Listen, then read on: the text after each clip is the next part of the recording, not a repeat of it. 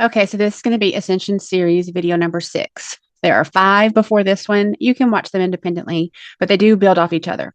Now, today's concept, or series video six's concept, is one that I do touch on, but it bears repeating. Ascension is not escaping the body. This is such a huge misconception in the collective, and I used to believe the same thing, but work with me here. When we have all this energy coming through our body, our physical form feels it, right? We are energy. We feel it whenever the Schumann spikes. We feel it when there's a CME. We feel it whenever there's chemtrails in the sky. Like we are the antenna for what's happening energetically. For many of us, we have not processed energy in and through our body the way that allows us in a physical form to flow. Just think of a dam, right? A dam gets put in a river and the water no longer flows except when a control valve is released back and forth. There becomes clogs along the way. Debris, branches, trees, rocks, whatever the case may be, gets congested around those valves. Well, this is the same way in your body. And the areas that tend to become most congested are around your chakra systems and your organs, because these are the big energy sources for your body. So when you are on this journey, there are ebbs and flows, peaks and valleys. It's not linear. It comes up in layers. And this is just another layer of reconciliation. You haven't done anything wrong. You haven't been really truly misguided. I think that for all of us, we kind of have to go there and then lean into the realization of what's really going to happen spiritually, energy, physical, emotional, like really what is the transition that's taking place here. So when we ask a being, when I'm working one-on-one to someone and I'm trying to get them to take their power back, it's a lost concept because as a collective, we are taught, it's accepted, it's expected that we sign up for everything that makes life easier. But every time we sign up for something that makes life easier, we're giving our power away. We're giving the control of our life's decisions away. Have you noticed that? Have you even thought about it? It's something that many of us were doing and maybe still are doing automatically without even a second thought. So when we ask you to take your power back, what we're saying is stop allowing your body, your energy to become disempowered. You want to be embodying the lessons. And if you're exporting all your decisions and you're exporting all your power, you're unable to do that because all of it manifests through energy. So when we say our energy is processing or we're integrating or we're grounding, it's all energy. That's what we're talking about. So if you want to have more dominion over your energy body, you have to shore up all the leaks and open up all the congested ways in your flow so that the energy can flow through. This gives us our health back. So it's not so much that you get zapped through a med bed. It's more that you align in a frequency, in a vibratory state that increases the health on a cellular level, an energetic level, and the congestion and the stuck energy can then flow. Because just like a body of water that has good movement and flow, it's going to be healthier and all of the life within it will be healthier. A stagnant pool of water is not as healthy. It harbors bacteria and things, because oxygen and water and everything are not flowing, things have a bad outcome typically. It's the same for us.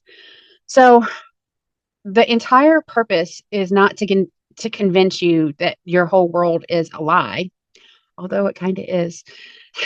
What we want to do is pull out the lesson that they covered up with the inverted truth and then make it meaningful in our life. That's how you go from insanity to sane. That's how you go from everything around me doesn't make any sense to pulling your power back, becoming spiritual accountable for your own energy body, and then making sure that it's flowing. Then you can embody the lesson. So when you ascend, it's a frequency. It's not a rapture. There's not going to be a ship that comes and lands and takes a few select souls. That's really not how it works. Yes, we all have lineages and connections to different space races and things like that. And those benevolent connections can help us see, third eye see, completely different realities.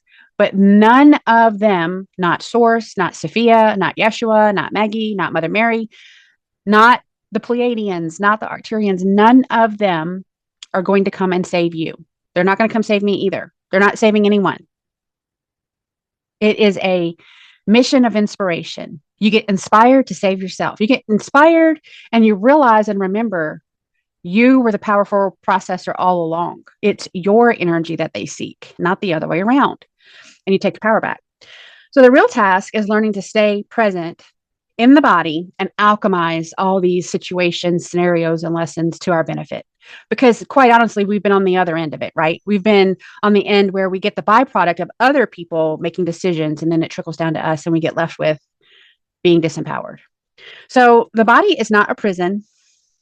We choose our body. Before I came into this life, I chose what my body would look like. I chose how I would be born. I chose who my parents would be. I chose where I would be. I chose my race. I chose my sex. I chose my name. I chose a date and time I would arrive. We literally choose it all. But we also choose our events that create the friction moments in our life, whether it be trauma, heartache, disappointment, depression, abuse. It's all orchestrated in our soul contract. And we also orchestrate our exits. Many of us have the option to say we're going to be a catalyst for change when we exit that life, or we're going to exit quietly at home in peace. Any options are on the table. It's really a matter of what your soul karmically needs to balance, because a soul can't ascend if they're out of balance. It generally takes 12 to 15 lives, and that is a very conservative, earthly lives. That's a very conservative estimate of experiencing life and all that it has to offer, checking the balances of positive polarity, negative polarity, and then end result being in balance. So as your matter, we use the vessel, our matter, as a spiritual vessel so that we can have a physical existence. This is how Source lives vicariously through us, because he's energy. He's all energy. He's not in form. So we take the form and then we experience life. And there's a shared experience when we have that direct connection to Source. So every ache, every trip and fall, every illness, it's all a message. And there are usually lessons within them. And I do not speak to you as someone who's never been affected. Okay, I've had the matrix and the healthcare system diagnoses of the big C twice. I've had other things that could not be labeled, but they nonetheless found a diagnosis code to bill my insurance and sent me to physical therapy. And I didn't get any better. It was an energetic process, though. But I actually worked in healthcare for so long. I was a part of the system, right? And so you do what you know until you know better. And then you have the option to make better choices. So I'm mentioning the body a lot. And what actually helped me and those that I was working with for a very long time in their shadow work and ascension was the Louise Hay emotional body map. We learned over time that the aches and pains in our body were all connected to shadow work that needed to be released. I'd always said that triggers, emotional triggers, are pins on the map of your soul that are expecting and crying out to be healed, to be reconciled. Many of us signed up to be the catalyst to change ancestral trauma in our family. So if you're someone in a family where your mother was abused, your grandmother was abused, her mother was abused, your aunts and uncles, like it's everywhere, and you're the one that stopped it, now you know that was one of your main purposes. So don't ask why. That's exactly why. And you celebrate that, because it would have continued if you shied away from stepping forward.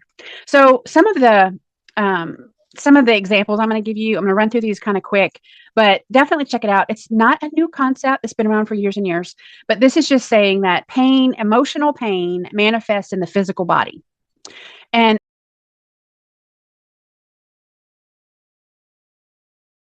but it's just a soul map, basically. So if you have liver issues, you're likely holding on to unresolved anger. If your GI tract or digestion is always an issue for you, the question becomes, what truth are you struggling to digest? And if your skin is a problem, if you have skin rashes or unresolved, unexplained skin eruptions, what part of you feels unsafe to be seen? So the foundation of this is not like medical advice. This is really a spiritual path, because if you learn this sooner rather than later, you can literally divert and bypass the physical manifestation because you're handling it energetically. You don't develop a physical congestion like in a dam of that energy until considerable time has passed. So many of us ignored these signs for a very, very long time because we were never taught or in a space where it was accepted. Everything is, you got an ache or a pain, you run to the doctor. You don't feel good, you run to the doctor. You have a cough or something, I'm getting sick. We use words that deliver a low frequency to our body and tells our body we're sick. We don't feel good. We're broken. My leg doesn't work. So all these words carry energy and it's low. And you're training your body to be sickly and to be frail and to be weak. And yes, there's a lot more to it, but these are really important facets to it. So every physical symptom is the body's way of communicating unprocessed and stuck emotional energy. And this can be words spoken to you that you heard. This could be an actual event that you experienced firsthand. This can be energy in words, thoughts, feelings, emotions that someone said about you, sent your direction, and you had no idea it was done. Someone always talking behind your back. Well, those energetic weapons, they come in forms of daggers, hooks, bindings, curses, hexes, and spells. They are energetic and they get stuck in your energy body a lot of times. So what Louise Hay did was she mapped emotional patterns to specific organs and symptoms that people would feel. So each physical issue carries one, a metaphysical pattern, and two, a thought or affirmation that can shift it. Now, this is very, very simplified. We took it to the next level. So we added 3. Let's dig into the shadow work associated with that and figure out what it is that we need to love, forgive, and send gratitude to, and then let it go. And it became something that we leaned on highly because it was so effective. It was literally clearing the energy out in a shadow work journal session. So migraine headaches. I used to have headaches every single day in my life, all day, every day. I didn't really understand what it felt like to not have a headache until I cleared my energy. So migraine headaches, the underlying themes are self-criticism, fear, resistance to being led, pushing too hard, and overanalyzing. And I think a lot of us can identify with at least some of those. And these are not things that kind of come and go. These are constants in our environment, in our life. So the energetic nuance for ascension would be trying to figure it all out with your mind instead of dropping into the heart space or even lower into the gut and trusting the body's flow or force. Because if you're really trying to force something, your body's going to constrict. Your body's going to deliver a response to that energy that says, this doesn't feel right. And are you spiritually overriding those sensations? So this is the affirmation that would go along with migraine headaches. I love and approve of myself. I see myself and what I do with eyes of love, and I am safe. Totally oversimplified, but very effective when coupled with LFG, love, forgiveness, and gratitude. Okay, another common issue, high blood pressure. At my worst, I had never had high blood pressure. Let me preface this. I had never had high blood pressure. After 2020 and all of that, and I was still nursing, I was still in ER and also in a clinic setting. I had high blood pressure. I had stroke level high blood pressure that was refractory to medication. That means nothing helped. Triple digits over triple digits was my norm, and I thought I was going to die. And I kept going to work every day because that's just who I was. Was it good for me? Absolutely not. But it does play into this. Blood pressure, the underlying themes, long-standing unresolved emotional tension, unresolved anger, inner conflict, and resentment. I had all of those. And they were all kind of coming to a fever pitch in that moment, in those 2 years between 2020 and 2022. The energetic nuance here is that we're displaying a high vibe facade, like we're handling it all. We're just multitaskers of the highest order, but we're suppressing how we truly feel. There's a pressure to perform, we're projecting, and inside we feel rage, and we don't know where to send it. The Louise Hay affirmation to release this would be, I release the past with love. I choose to live in peace, and my heart is now a safe space. So what I say to you is, if you're dealing with this, and this is your life, you're going to hear those affirmations and go, bullshit. You have to do the shadow work to bridge where you are so that you can forgive yourself, so that you can release the energy, so that you can forgive all those that played a part in it, so that you can give gratitude to the situation, so that you can be in a space where you can actually send yourself love without more resentment. then you can get to those affirmations. That's why in my opinion, there was that missing piece of shadow work. So again, the themes are love, forgiveness, and gratitude, and let it go. Love, forgiveness, gratitude, and let it go. And the last example, because this, as you know, working in the ER for many, many, many years, decades, we see a lot of the common complaints in society. So abdominal pain, difficulties digesting life, fear of change, guilt, and holding on to old patterns. The energetic nuance here is that you may be trying to ascend to be all love and light, and I'm going to not be judgmental, and I'm just going to never say another negative thing about anyone. But you're doing it without reconciling the old wounds in your soul of trauma and abuse and manipulation. So inherently, you still feel those things, but you never spoke your truth. And it causes what we call spiritual constipation. So you have literal stuck energy in your gut that is causing IBS and constipation and different ways that you digest food. So one day you may be able to eat this, and because of the energy that you're feeling, it's okay. And a week later, you try to eat the same thing and your body revolts. These are the clues that we want you to tap into.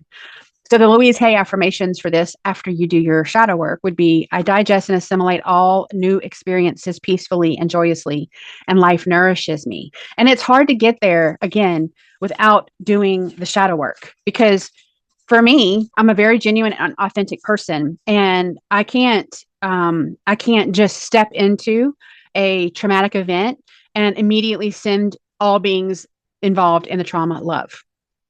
That's not going to happen. I have to work my way into forgiveness first. I have to work my way to forgive everyone, including myself. Then I can send love to everyone, especially myself, and be grateful for the lesson I received and that they chose to show up for me, because that fulfilled a soul contracted event that I could evolve beyond. So we ascend through integration, and we integrate by not escaping or bypassing. And through shadow integration, you're not chasing light. You're like, it's a natural byproduct, but you're not having to go after it. It just becomes, it is you. You remember you are the light. So you embody, not escape, not avoid, not pretend. You want to be authentic. If you're having a really shitty day, you want to be able to say, I'm having a really shitty day. What can I do instead of holding all that in, what can I do to help my energy so that I can process these energies, this flow of what I've just put under the umbrella of shitty day? Well, this comes with spiritual accountability and hygiene. You want to take a salt bath. You want to do some shadow work. What triggered you early on that caused a cascade of the rest of the day? Let's go back there. Let's really fine tune it instead of just shotgun blasting everybody that enters your energy after that moment. So when you start to lean into my body as my body, and it will always be my body until it is not, then you have to lean away from the mothership is going to come and beam me up and I will be able to escape this planet, because that is not how it works. I promise. It would be easier, but in the long run, you'll have the shadow too. I have literally encountered some of the most high level galactic beings that once we developed a conversational relationship, I detected shadow work in them and I helped guide them through it, because it had never been presented to them that it was okay to heal because of their roles. It can be anyone, and it is usually. So if you're really good at recognizing what your triggers are, it goes beyond that. See, really, culturally, everyone's real good about saying, you hurt feelings, you triggered me. And then you want to try to control other people, but that's not how it works. That trigger is for you. That trigger is for you to pull back your tentacles, go home, ground yourself, and dig into your shadow work. The healing is for you to do, not other people.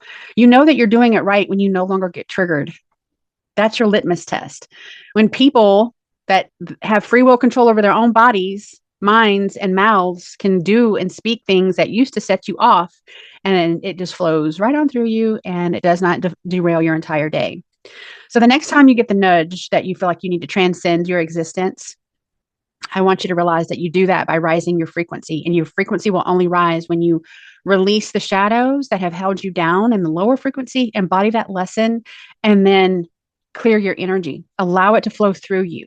Lots of things people hold on to and it's not really for them. Sometimes it's a trauma that was never yours, but you latched onto it and it became something that has absorbed a lot more energy in your life than it ever was meant to, because it was never for you. You were meant to be an observer, but then it became part of your story. So the embodiment is truly an act of faith. And I always say it's a little bit of courage and a whole lot of faith, because faith gets you through. And if you're affirming to your soul that it's safe, you're whole, you're sovereign, I'm not going to run anymore, you also have to affirm in your life that you're willing to face your fears, you're willing to meet your shadows, and you're willing to have those difficult conversations of, where did this actually start to hurt me? Where was the first cut? And then begin to heal it. As soon as that cut no longer feels sharp, that's when you can start to dig in. And you only need to go back as far as you need to go back. I'm not one to go back and unearth an entire traumatic event. You only need to go back to where the pain was sharp, allow it to dull. That typically takes about 30 minutes, and then dig in. If you want more help with this, please join me at the SovereignCircle.live. Links will be in the description of this video. I'll see you again next time.